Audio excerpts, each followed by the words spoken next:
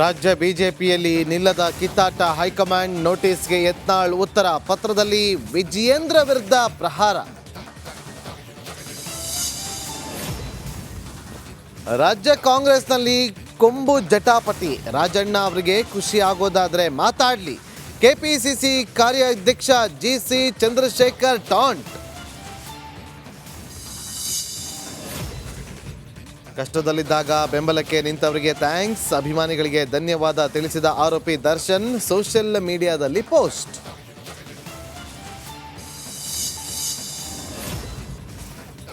ಹಾಸನದಲ್ಲಿ ಕಾಡಾನೆಗಳ ಕಾಟ, ಏಕಾಏಕಿ ರಸ್ತೆಗೆ ಬಂದ ಒಂಟಿ ಸಲಗ, ಆನೆ ಕಂಡು ವಾಹನ ಸವಾರರು ಶಾಕ್.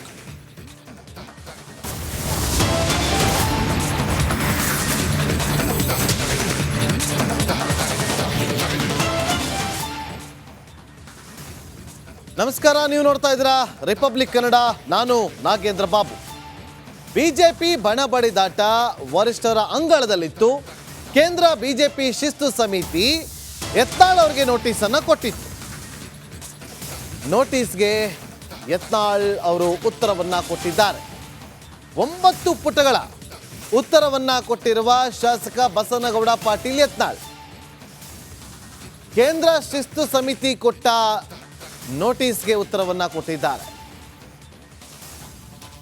ಕಳೆದ ಫೆಬ್ರವರಿ 10ನೇ ತಾರೀಕಂದು ಯತ್ನಾಳ್ ಅವರಿಗೆ ಕೇಂದ್ರ ಶಿಸ್ತು ಸಮಿತಿ ನೋಟಿಸನ್ನು ಕೊಟ್ಟಿತ್ತು.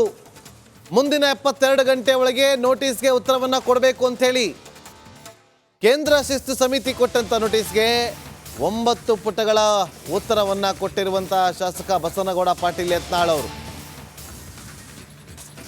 ಇನ್ನು ರಾಜ್ಯ ಬಿಜೆಪಿಯಲ್ಲಿ ಸಾಕಷ್ಟು ಸಮಸ್ಯೆಗಳು ಇದೆ ಅಂತೇಳಿ ಆ ಉತ್ತರದಲ್ಲಿದೆ. ಅನೇಕರು ಪಕ್ಷ ವಿರೋಧಿ ಚಟುವಟಿಕೆಯನ್ನು ಮಾಡ್ತಿದ್ದಾರೆ.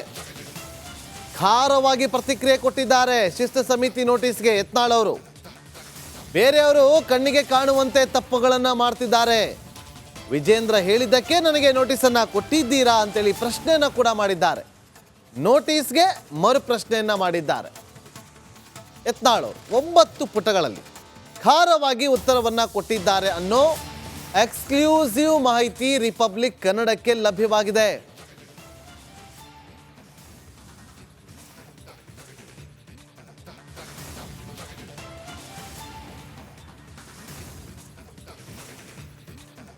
ಬಿಜೆಪಿ ಬಣ ಬಡಿದಾಟ ಯಾವ ಹಂತಕ್ಕೆ ಹೋಗುತ್ತೆ, ಎಲ್ಲಿಗೋಗಿ ನಿಲ್ಲುತ್ತೆ ಅನ್ನೋದು ಸದ್ಯಕ್ಕಿರುವಂಥ ಕುತೂಹಲ. ರಾಜ್ಯಾಧ್ಯಕ್ಷರ ಬದಲಾವಣೆ ಮಾಡಬೇಕು ಅನ್ನೋದು ಇವರ ಕೂಗು, ಇವರ ಆಗ್ರಹ. ಆದರೆ ಇದು ಆಗುತ್ತಾ ಇಲ್ವಾ, ವರಿಷ್ಠರ ಮುಂದೆ ಅಷ್ಟು ಸುಲಭನ? ಒಂದು ವೀಕ್ಷಕರೇ, ರಾಜ್ಯಾಧ್ಯಕ್ಷರಾಗಿರುವಂಥ ವಿಜೇಂದ್ರ ಅವರಿಗೆ ಸೆಕೆಂಡ್ ಟರ್ಮ್ ಕೊಡ್ತಾರೆ ಅನ್ನೋ ಮಾತಿದೆ. ಆದರೆ ಇದರ ನಡುವೆ ಇನ್ನ 2 ಹೆಸರು ಕೂಡ ರೇಸಲ್ಲಿದೆ.